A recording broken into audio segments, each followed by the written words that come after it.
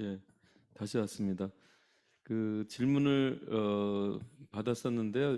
이제 이 모임을 위해서 받은 질문이 있고, 실제로 거의 한두 달 전에 제가 또 따로 이렇게 답을 한다고 그러고 계속 미루고 미뤘던 질문들을 다 합치니까 36개 정도가 됐어요. 그래서 지금이 6시 반 정도가 됐는데, 그냥 간단하게 소개해드리고 7시 안에는 끝내도록 하겠습니다. 음,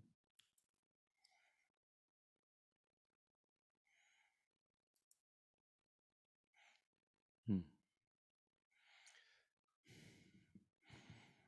모다피닐이죠. 모다피닐종 복용 후에 눈이 건조하고 충혈이 생길 수 있나요? 이렇게 돼 있는데요. 질문이 어, 모다피닐 복용 이후에 흔하게 시야 흐림이 발생할 수 있고 또 흔하지 않게는 시력 이상이나 안구 건조가 발생하는 경우가 있다 이렇게 되어 있습니다. 그래서 이럴 때 뭐 인공 눈물 등을 사용할 수 있고 또 이런 증상이 지속되면 주치의하고 상의를 해서 약을 교체해 볼 수 있는 것을 권고드린다고 저희가 답을 썼습니다. 김현병은 나이가 들면 없어진다고 하는데 몇 살부터 없어지나요? 누가 그랬죠? 나이가 들면 없어진다고? 음, 그 일본의 그 혼다 교수가 굉장히 김현병에 대한 연구를 많이 했고 지금은 돌아가셨는데 제가 태국에서 같이 이제 좌장도 보고 이렇게 심포지엄을 같이 한 적이 있어요. 아시아 수면학회 때. 근데 그분이 매년 크리스마스 때 이렇게 한우분들하고 같이 모임을 갖기도 하고 굉장히 그 애정이 많았던 것 같고요. 그분의 이제 아들이 그 마코토 혼다라고 김현병 정신과 의사인데 그 도쿄에서 김현병 연구소에서 연구를 하고 있습니다. 그래서 저랑도 같이 서로 연락을 하고 또 모임에도 이제 같이 하기도 하는데 그분이 한 쭉 추적을 김현병 환자분들이 이제 증상이 얼마나 좋아지는지 또 어떻게 변하는지를 추적해서 봤더니 한 15년 정도 지나니까 증상들이 처음에 발병했던 여러 가지 증상들이 많이 완화됐다 이런 그 발표를 이제 한 적이 있습니다. 그래서 아까 우리 저 이수환님이 개인적인 그런 그 어떤 그 탄력 발작이 많이 좋아졌다, 거의 없어졌다라고 말씀도 하셨는데 저 개인적인 경험으로 또 보면 이제 탄력 발작을 호소하셨던 많은 환자분들이 시간이 지나면서 많이 호전됐다는 거를 이제 말씀을 하셔서 아, 시간이 지나면 좋아지는 증상들이 이렇게 있구나라고 생각을 하는데 그러게 나이가 들어서 다 없어지면 되게 좋을 것 같습니다. 그래서 하여튼 시간이 지나면 그 처음의 증상들이 좀 좋아진다는 것은 분명한 것 같습니다. 김현병 약제 부작용의 두통이 가장 많습니다. 물론 이제 이게 그 각성제 부작용도 있고 항우울제 부작용도 있고 또 먹는 약마다 다 조금 다르긴 한데 이제 각성제 프로비질, 누비질의 부작용이 가장 그 맨 위에 이제 있는 것이 두통이죠. 헤데이크죠. 가장 많고 이게 각성을 시키기 때문에 가슴이 떨린다든지 불안하다든지 그런 증상들을 호소하는 분들도 있어요. 또 이게 식욕 부진을 일으킬 수도 있거든요. 그래서 드물지 않게는 식욕이 많이 떨어진다 이렇게 말씀하시는 분들도 있습니다. 김현병의 실제 유전율은 어느 정도인가 되게 어려운 질문이긴 한데요. 우리 김현병의 발병률은 0.05% 얘기를 해요. 근데 이제 우리나라 그 유병률 연구가 이렇게 아주 정확하게 돼 있지는 않은데 우리는 0.05%보다 좀 더 낮은 것으로 돼 있어요. 그래서 최근에 우리가 심평원 데이터를 보면 제가 적어왔는데 음, 일형기면병이 0.011%, 이형기면병이 0.0059% 이렇게 어, 저희가 이제 발표를 준비를 하고 있습니다. 그래서 이제 그 2,000명 중에 한 명이거든요. 0.05%는. 근데 2,000명 중에 한 명을 우리 5천만 명 계산을 하면 어떻게 되죠? 한 2만에서 2만 5천 명, 2만 5천 명 정도가 된다고 돼 있어요. 그리고 여기 보면 부모가 김현병이 부모 중에 한 사람이라도 김현병일 경우에는 그 20배에서 30배 정도 더 이렇게 발병률이 높다고 돼 있어요. 그래서 아이가 김현병이 될 확률은 저희가 계산을 해봤더니 한 1% 정도. 근데 0.05일 때 이제 1%고 만약에 0.001 이런 정도라고 하면 또 5분의 1로 줄어드니까 1%의 5분의 1이면 0.2%, 0.3% 이런 요 정도가 되죠. 그러니까 만약에 0.3% 정도 된다 그러면 1000명의 아기를 낳았을 때 3명 정도가 기면병이 되는 거죠. 그러니까 그렇게 강한 유전이 되는 것 같지는 않습니다.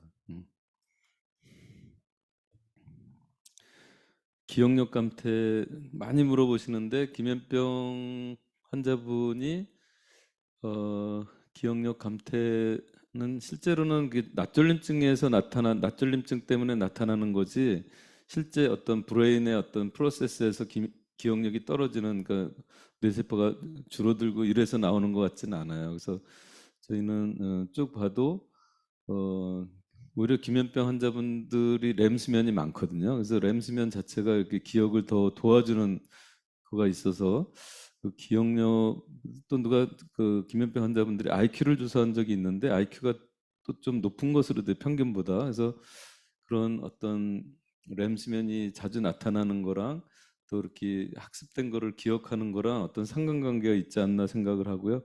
기면병하고 기억력 감퇴는 관계에 대해서는 저는 하여튼 아니라고 생각을 합니다. 관계가 없다고 생각을 합니다.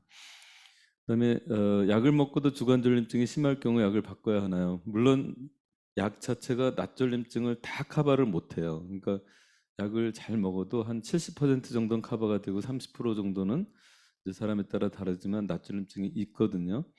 그래서 이제 약을 쓰는 거의 기본은 물론 약의 효과가 되게 좋아야 되죠. 그 약의 부작용이 적어야 되고 그 약을 먹는 동안에 이제 일상생활을 잘 해야 되는데 물론 약을 증량을 하면 주관절림증이 좀 줄을 수는 있어요. 근데 몸이 견디지를 못해요. 그러니까 무슨 얘기냐면 이게 각성제이기 때문에 굉장히 그 심계항진을 더 일으킬 수도 있고 많이 먹으면 또 두통도 아까 두통 얘기도 나왔지만 그래서 약은 작용도 나타나지만 부작용도 나타나기 때문에 그래서 저희가 타협을 해야 돼요. 그러니까 가장 효과적이면서 내 몸에 이렇게 내 몸이 그걸 견딜 수 있을 정도의 용량 뭐 이런 용량을 찾는데 사람마다 다 다릅니다. 어떤 사람 프로비질 그냥 반 알만 먹어도 되게 좋다 그러고 어떤 사람은 뭐 한 알 갖고도 안 돼서 한 알 반 두 알을 먹어야 되고 그래서 이제 하는데 물론 약이 새로운 약이 나오고 등등 약이 여러 가지가 있으니까 이 약도 먹어보고 저 약도 먹어보고 하면서 나한테 잘 맞는 약이 어떤지 해볼 수는 있습니다.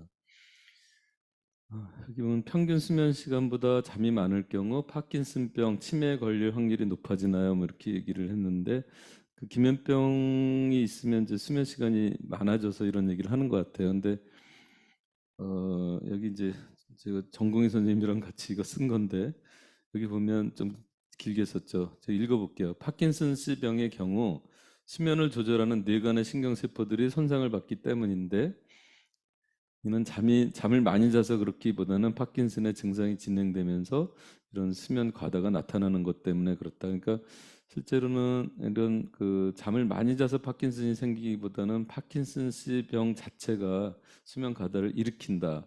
그러니까 역으로 생각을 하면 되기 때문에 잠 때문에 파킨슨이 생긴다. 이거는 아닌 것 같고요.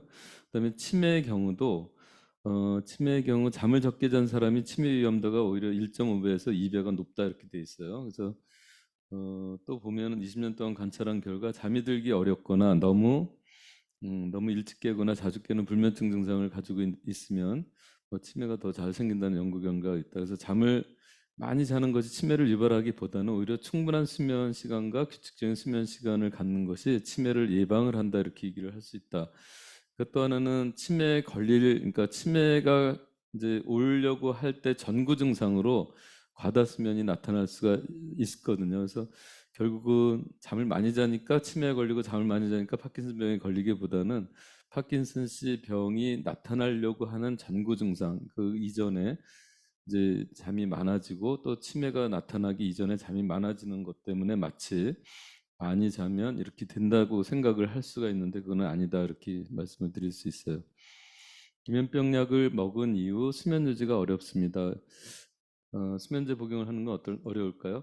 실제로는 이제 김현병 약을 먹기 이전에는 수면 유지가 잘 됐어요. 근데 김현병 약을 먹으니까 수면 유지가 안 됐다 이렇게 얘기를 하시는 건데 이게 이제 각성제를 드신 거죠, 사실은. 그래서 각성제 또 저희가 처방하는 기준 중에 하나가 밤에 잠을 잘 못 잘 정도로 약을 쓴다 그러면 약의 용량을 좀 줄여야 됩니다. 그래서 물론 이제 대개는 아침에 복용을 하게 하고 최소한 뭐 점심 때 복용을 하게 하고 해서 이 오후에 복용을 함으로써 밤에도 계속 각성이 되게 하면 안 되겠죠. 그래서 불면증이 생긴다 그러면 약을 좀 일단은 용량을 줄이는 것으로 하고 있고요. 점심 이후에는 이제 약을 좀 이렇게 복용하지 않게 합니다. 물론 이제 잠도 잘 자고 각성제를 먹어도 잠도 잘 자고 하면 저희가 한 3시 정도까지는 약을 먹게 하고 또 작용 시간이 짧은 약이 있어요. 메칠페니데이트 한 4시간 정도 되는데 그는 뭐 심지어는 저녁 때 먹고도 뭐 밤 12시, 1시쯤에 잠을 잘 잔다고 하면 실제로는 뭐 6시나 7시에도 복용을 하라고 하죠. 그다음에 여기 보면 일어나기 전 아침에 각성이 빨리 되는 경우 더 푹 자기 위해 할 수 있는 치료나 행동이 있나요? 이렇게 돼 있는데 이게 조금 질문이 그러니까 잠을 자는데 일어나기 전에 그 아침에 각성이 좀 빨리 된다는 거죠. 좀 빨리 깬다고 하는 얘기일 수도 있고 좀 더 뭔가 이렇게 더 자고 싶은데 각성이 돼서 더 못 잔다는 그런 그래서 푹 자기 위해서 그러니까 좀 더 자기 위해서 할 수 있는 치료나 행동이 있나요? 이렇게 돼 있는데 되게 어려운 질문이에요. 어떻게 보면 그래서 낮잠을 피하고 잠자리에 누워 있는 이게 일반적인 우리가 이제 그 수면 위생 잠을 잘 자기 위한 그런 방법들인데 낮잠을 피하고 잠자리에 누워 있는 시간을 일정하게 하고 휴일에는 그래도 매일 아침에 일어나는 시간을 일정하게 하고 밤중 밝은 빛에 노출되지 않고 그다음 카페인, 담배, 술을 가급적 하지 않는 것들이 이제 밤에 잠을 좀 편하게 잘 잘 수 있게 하는 그런 음, 조건이 된다 이렇게 얘기를 할 수 있습니다. 누비질, 프로비질, 페니드 어떤 조합과 용량으로든 약 복용 후 시간이 지나면 두통이 생기고 강도가 심해집니다. MRI는 이상이 없는데 약이 두통에 영향을 미치는 것이 맞을지 맞다면 어떻게 극복할 수 있을까요?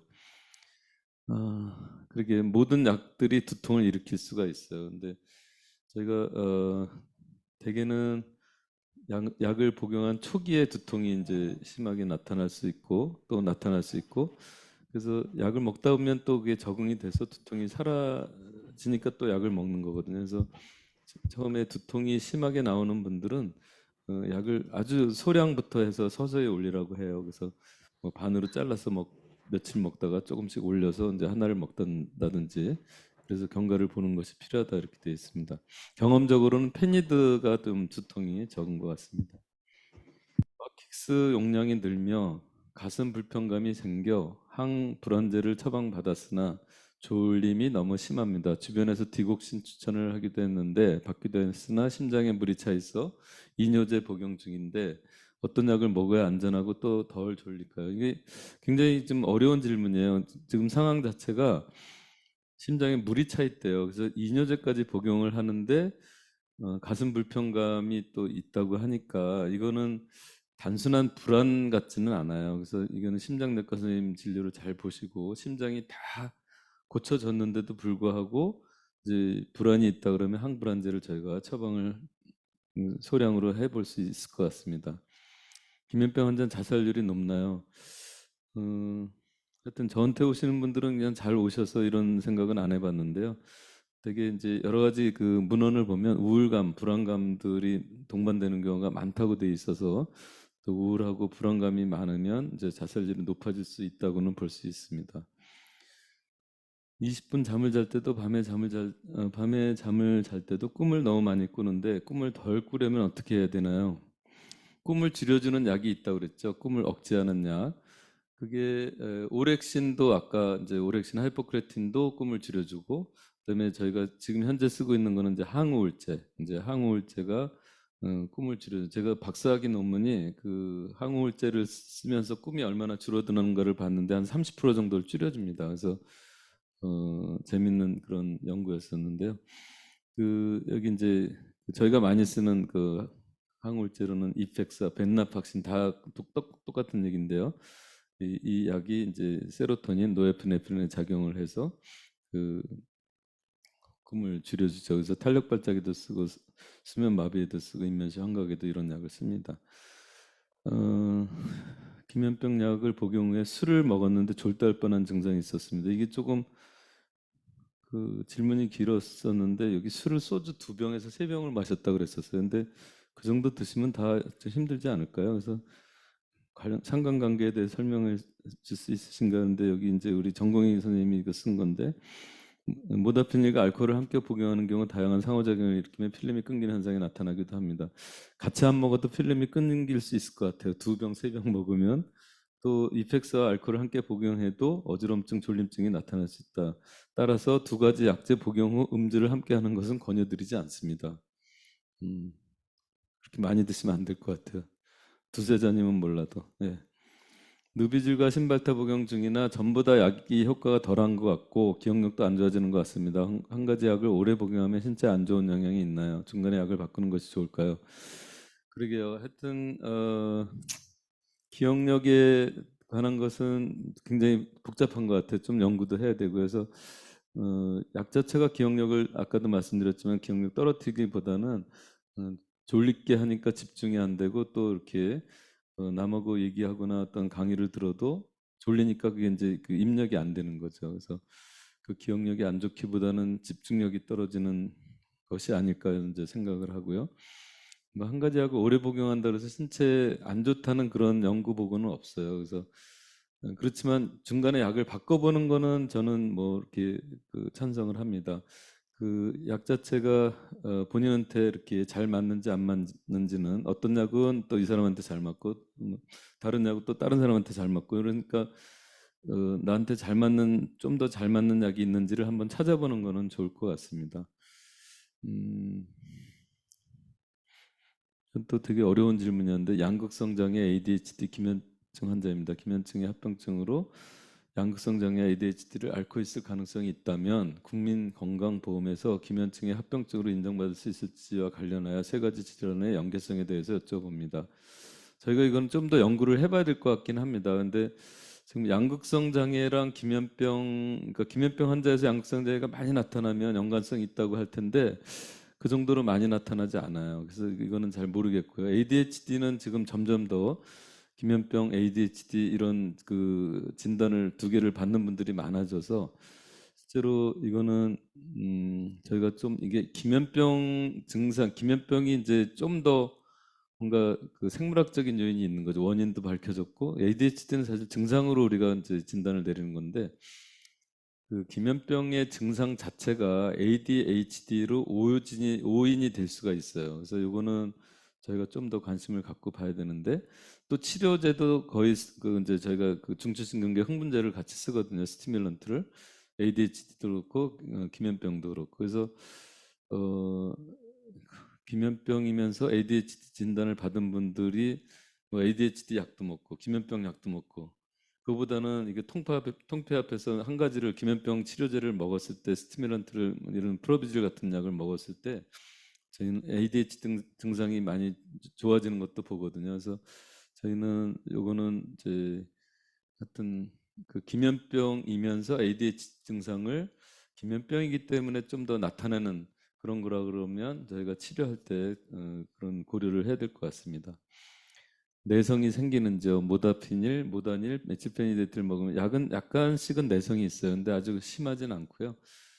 제가 보기에는 메칠페니데이트가 60ml까지 쓰는데 10ml, 20ml 처음에는 이제 효과가 있다가 쓰다 보면 효과가 좀 떨어진다는 분들이 있어서 이렇게 30ml, 40ml, 심지어는 50ml까지 드시는 분들이 이제 간혹 있습니다. 근데 프로비질은 저희가 뭐 한 알 쓰면 한 알로 계속 가는 경우가 많아서 이게 이제 내성이라는 거는 그거거든요. 이렇게 약을 쓰면서 효과가 적어지기 때문에 같은 용량으로 100ml 쓰다가 200ml 써야 되고 또 300을 써야 되고 자꾸 올려야 되는 거죠. 같은 효과를 내기 위해서.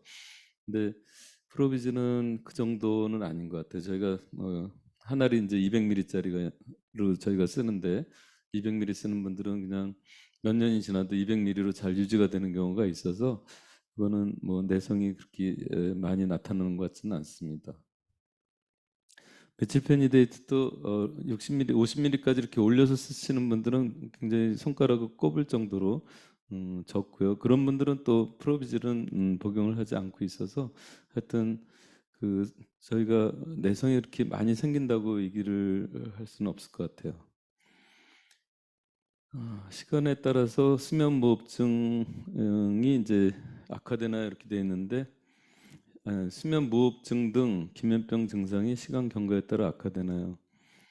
음, 기면병이 있으면 치료를 받는 와중에 체중이 자꾸 조금씩 증가돼서 5년, 10년 지나면 체중 증가로 인해서 수면무호흡증이 생기는 경우가 있어요. 그래서 우리가 그 수면무호흡증의 지수가 AHI라는 걸 갖고 하는데 그 처음에 이제 기면병 진단을 받으러 왔을 때 예를 들면 뭐 15살, 17살 때는 그 AHI가 5에서 왔다 갔다 이제 그러니까 그 병이라고 할 수 없을 정도로 수치가 적었다가 한 10년 정도 후에 와서 다시 검사를 하면 그게 한 뭐 25, 30, 심지어는 30까지 이렇게 쭉 올라오는 경우가 있습니다. 그래서 치료를 받아야 되는 경우가 있는데 이거는 사실은 어떤 기면병 때문에 수면무호흡증이 생기기보다는 체중의 증가로 인한 2차적인 수면무호흡증의 발생이라고 생각을 할 수가 있어요. 그래서 근데 수면무호흡증 자체도 굉장히 낮에 졸린 증상을 유발을 하거든요. 그래서 이게 생기면 기존의 기면병의 낮졸림증하고 수면무호흡증의 낮졸림증이 합해져 가지고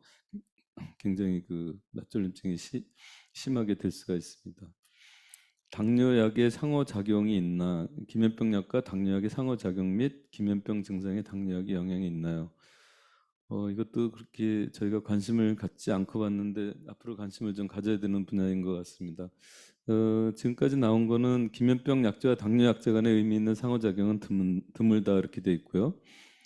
그 당뇨약이 기면병 증상에 영향을 주는 경우는 알려진 바는 없지만 기면병에 의해 당뇨를 비롯한 내분비 질환의 발생률이 높아질 수 있기 때문에 실제로는 당뇨도 체중의 증가랑 관련이 있거든요. 그래서 당뇨가 있다면 적절한 치료를 받는 것이 좋습니다. 그래서 이게 이제 기면병 자체가 당뇨를 그냥 일으키느냐, 아까도 기면병 자체가 수면무호흡증을 일으키느냐, 2차적으로 기면병의 치료를 하는 와중에 체중이 증가하고 체중이 증가하는 것 때문에 2차적으로 수면무호흡증도 생기고 당뇨가 생기느냐 이거에 대한 거는 조금 더 연구를 해야 될 필요가 있어요. 그 저희가 그 심평원 데이터를 봤는데 기면병 환자에서는 그 실제 일형 당뇨병이라고 해서 당뇨가 조금 적게 나타나는 것으로 돼 있습니다. 일반인보다. 그래서 그거는 좀 더 고무적인 발견인 것 같아요.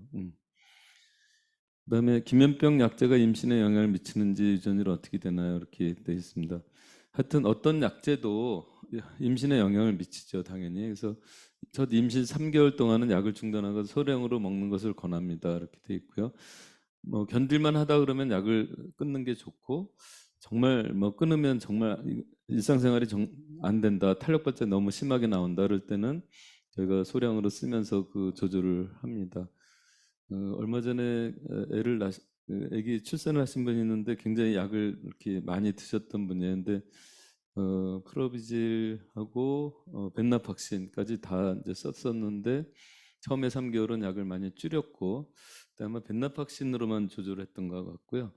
그 다음부터는 이제 너무 졸리고 그러면 이제 프로비질을 한 반알 정도 이렇게 드시면서 아기를 낳는데 아기 잘 건강하게 잘 나셔서 출산을 했습니다.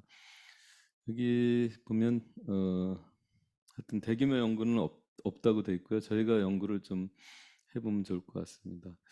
와킥스 복용 후에 입마름 부작용이 있느냐? 있다고 돼 있습니다. 그래서 이외에도 두통, 불면, 속쓰림 등의 부작용이 이제 있을 수 있다고 돼 있고요.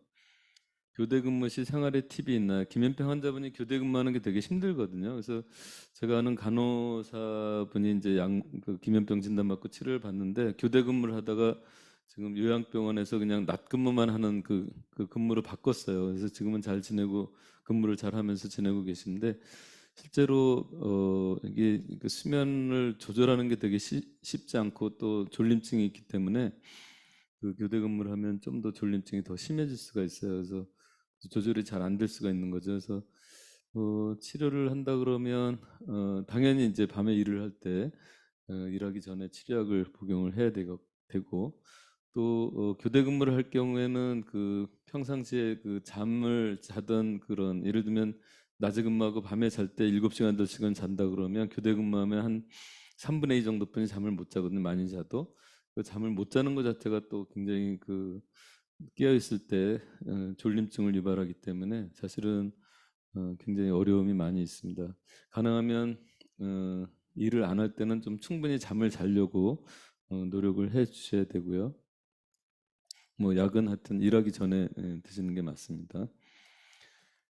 기면병약 복용 외에 할 수 있는 치료법이 있나요? 하여튼 책에 보면 이제 낮잠 자는 게 있는데, 낮잠을 여러 번 자서 약을 하여튼 낮에 졸린 거를 커버하려고 약을 먹으면 굉장히 몸도 힘들고 약이 늘어나고, 근데 이제 잠을 자고 나면 한두 시간 좀 개운한 그 리프락토리 피어리어드라고 하는데 그게 있어요. 그래서 심지어는 뭐 5번, 7번까지도 심한 경우에는 낮잠을 짧게 자는 게 이제 치료라고 돼 있긴 합니다. 그래서 음, 하고 밤에 잠을 많이 못 잤을 경우에 낮에 졸림증이 훨씬 더 심해지는 걸로 돼 있어요. 일반인보다.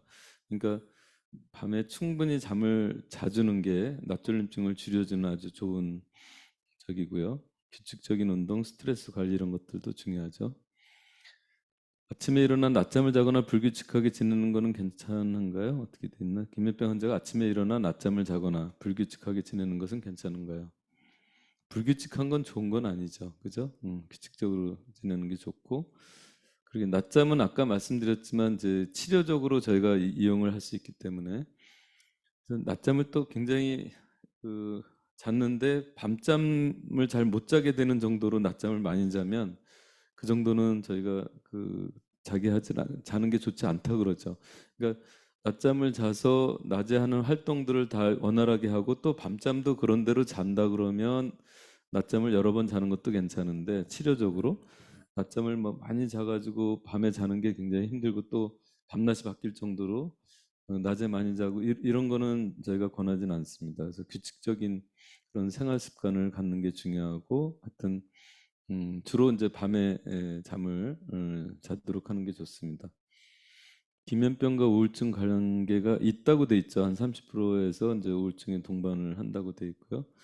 그래서 아까 이제 얘기했던 뭐 이렇게 세로토닌, 노에프네프린 이런 도파민 이런 모노아민이거든요. 이게 이제 부족한 것이 또 우울증과 관련이 있어서, 또 저희가 또 치료적으로도 탄력 발작은 그 항우울제를 쓰잖아요. 그래서 그 우울감을 호소하는 분들이 꽤 있어요. 그래서 어, 저희가 기면병 치료를 할 때 우울증이 있는지 없는지 이런 것들에 대해서 잘 관찰을 하는 게 중요하다고 되어 있습니다. 요건 좀 어려운 질문인데, 하이포크레틴이 정상이에요. 근데 이제 기면병이 생겼어. 근데 이 사람들이 기면병이 생긴 이유가 뭐냐? 아직 잘 몰라요, 사실은. 이제 이형 기면병 얘기를 하는 건데 아까도 잠깐 말씀드렸는데, 근데 이제 좀 더 연구가 필요하긴 한데, 이런 사람들에서 그 하이포크레틴 오렉신 자체가 과연 잘 작동을 하고 있는지, 물론 수치적으로 정상이긴 하지만 조금 기능적으로 좀 떨어지지 않나 이런 생각을 하고 있고요. 특발성 가수면증에서 이제 하이포크레틴 오렉신에 대해서 연구가 최근에 일본에서 있었는데 보니까 좀그 하이포크레틴 오렉신의 어떤 그 시그널이 굉장히 약하다고 된그 결과를 그 연구 결과를 이제 보고를 한 적이 있어요. 그래서 아마도 아직도 우리가 잘 모르는 그런 그 하이포크레틴 오렉신의 어떤 시그널의 그 약화 이런 것들이 그 그러니까 결국은 그 어떤 그 패스웨이 디펙트라고 얘기를 하는데, 그 하이포크레틴 오렉신이 정상적으로 잘 그 활동을 하면 각성도 되고 렘 수면도 나타나지 않고 안 나타나야 되고 하는데, 이제 그 패스웨이에서 어떤 그 이상이 나타난다 그러면 이제 그 작용을 잘 못하는 거죠.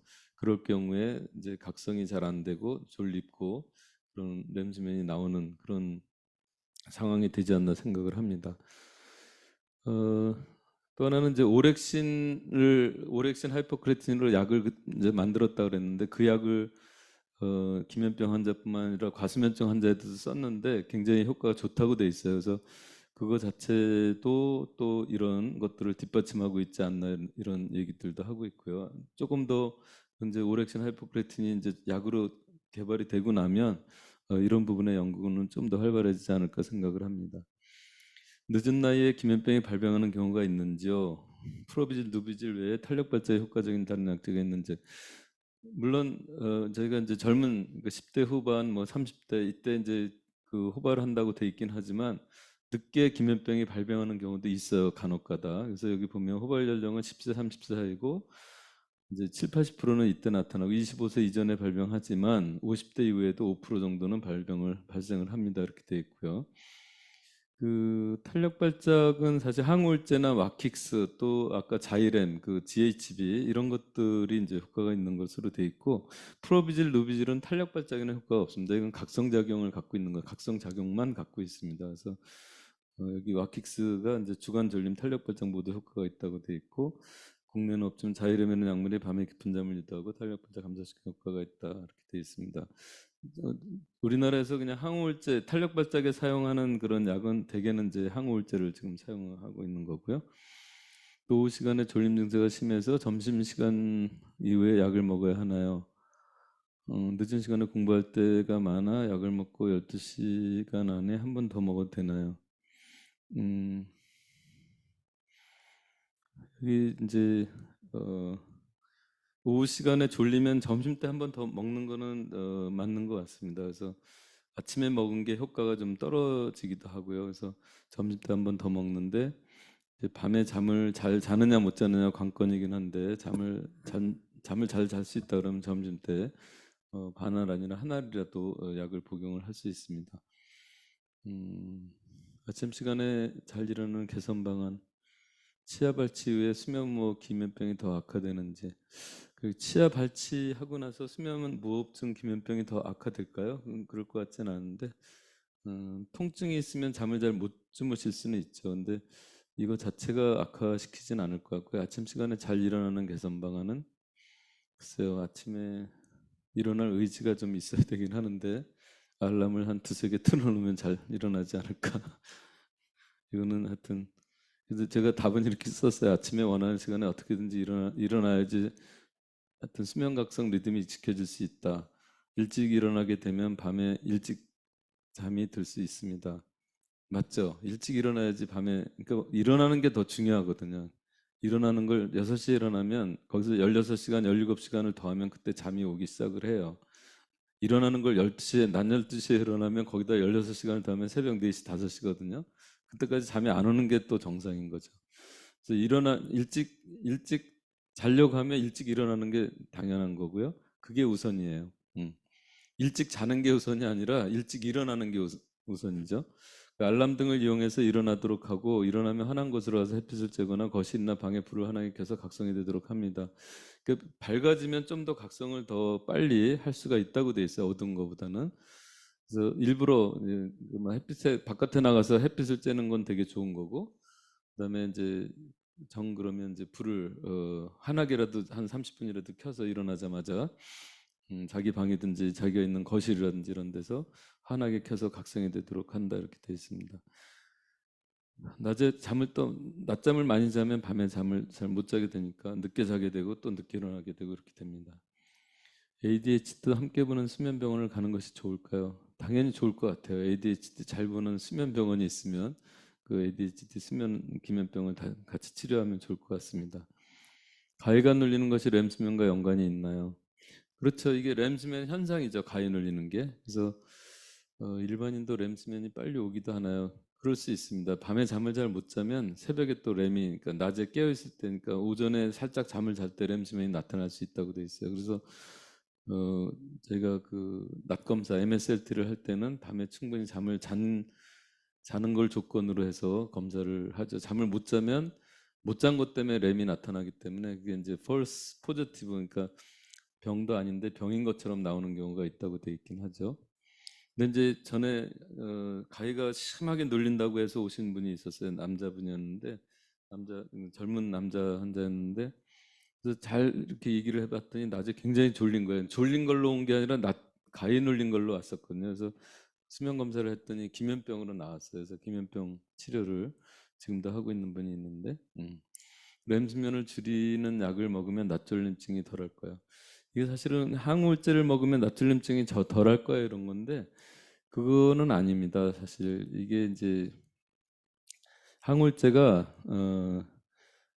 그냥 그 졸립 대개는 상당수는 이제 졸림증을 유발하는 진정 작용에 항우울제가 있고 그렇게 크게 진정 작용 없이 그냥 그 항우울 효과를 나타내는 그 약이 있고 그래서 그 낮졸림증을 덜하게 하는 항우울제가 있으면 좋을 텐데 그러진 않습니다. 그래서 지금 여기서 보면 렘 수면은 줄이지만 낮졸림증에 그렇게 아주 효과가 있는 항우울제는 아직은 없다고 생각을 하고요. 저희가 만약에 정말 그런 약을 써야 되면 프로작이라는 약이 있는데 그 약이 진정작용이 좀 덜하거든요. 그래서 근데 그 약은 렘 수면을 줄이는데 그렇게 아주 효과가 많지는 않고 만약에 줄이려고 한다 그러면 용량을 그 보통 저희가 우울증에 한 개나 두 개 쓰는데 세 개, 네 개를 써야지 그 렘 수면을 줄인다고 되어 있습니다. 좋은 수면의 질과 낮잠의 상관관계는 뭐냐? 좋은 수면의 질. 밤에 잠을 잘 자면 낮졸림증이 줄어드는 상관관계가 있습니다. 그죠? 밤에 잠을 잘 자면 낮졸림증이 줄어들죠. 이게 기면병에서도 다 해당이 됩니다. 각성제로 기면병의 낮졸림증 증상을 치료 시에 그러니까 이제 밤에 잠을 잘 못 잔다고 하면서 기면병 증상으로 약을 이제 치료를 하면 그러니까 저희가 스티뮬런트 각성제를 치료를 하면 낮에 졸린 게 좀 덜하면서 밤에 좀 더 잠을 잘 자게 돼요. 그래서 밤에 특별히 약을 써서 더 잘 자게 할 필요가 없습니다. 그래서 많은 경우에는 그냥 잘 낮에 깨어 있으면서 그것 때문에 밤에 좀 더 잠을 잘 자게 됩니다. 물론 그래도 밤에 잠을 잘 못 자는 경우에는 수면제를 비롯해서 잠을 잘 자게 하는 약들을 쓸 수가 있죠. 각성에 영향을 주는 신경 전달 물질 연구 결과가 궁금합니다. 그래서 여러 가지 도파민이라든지 뭐 그 세로토닌, 노에피네프린 등의 신경 전달 물질이라고 하는데 이거는 아직 그렇게 측정까지 하고 요거를 측정하는 그 결과에 따라서 약을 조절하고 이런 정도까지는 저희가 임상이 발전을 하진 않았습니다. 그래서 지금은 그냥 학문적으로 이거가 이런 영향이 있고 저런 영향이 있고 거기에 작용하는 약이다 이렇게 해서 저희가 처방을 하고 있죠. 이제 측정을 할 수 있고 거기에 딱 맞춤 치료를 할 수 있다 그러면 좀 더 도움이 될 거라고 생각은 합니다. 어떻게 하면 빠르게 다양한 기면병 연구를 이게 마지막 질문 같은데요. 그죠? 어, 다양한 기면병 약물을 도입할 수 있을까요? 아직 들어오지 않은 약이 몇 가지 있죠. 아까 말씀드렸던 그 자이렘이라는 약이 아직 안 들어왔고, 뭐 암페타민 계통의 약은 이게 마약 계통의 약이니까 사실은 안 들어오는 게 좋을 것 같고, 이건 미국에서도 쓰고 있습니다. 이거는. 그다음에 이제 그 SK 제약에서 만들었다는 SK 케미칼에서 만든 건데 이게 솔리암페톨. 요거는 이제 하여튼 약이 아직 안 들어온 거죠. 그래서 국내에 들어오지 못하는 이게 마지막이에요. 여러 가지 요인이 있는데 글쎄요. 하여튼 좋은 약은 빨리 들어왔으면 좋겠고요. 그 환우분들이 이 약은 꼭 들어야 되겠다라는 절실함이 있고 또 의료진에서도 이 약은 꼭 들어야겠다는 그런 게 잘 모아져서 이렇게 그거를 책임지고 있는 그 당국자 그런 사람들을 잘 그 이해를 시키고 해야 되지 않을까 이런 생각을 하고 또 그런 어떤 정책적인 거 결정 내지는 어떻게 들어오는지에 대해서 좀 더 우리가 연구를 해야 될 필요가 있다고 생각을 합니다. 예. 예, 질문이 한 36개 정도 됐었는데요. 교수님 하나만 더 예, 잠시만요. 하나가 더요. 아, 깊은 수면으로 기면병 증상이 완화되는 것은 어떤 메커니즘 때문인가요? 깊은 수면.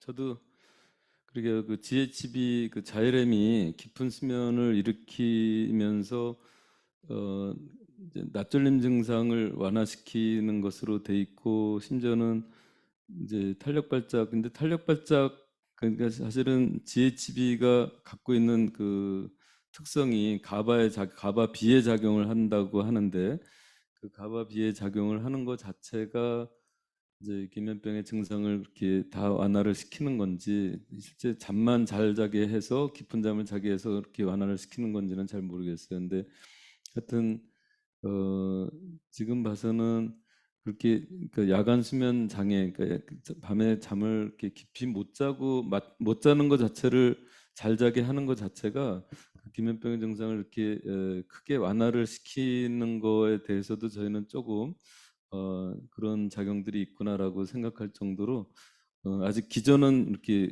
저희가 이해를 잘 못하고 있긴 합니다. 근데 하여튼 밤에 잠을 잘 자는 게 이런 기면병 증상을 완화시키는데 굉장히 많은 도움이 된다는 것을 또 이제 간접적으로 이런 그 치료의 영향, 그 어떤 GHB의 치료 효과를 통해서 보는 것 같습니다.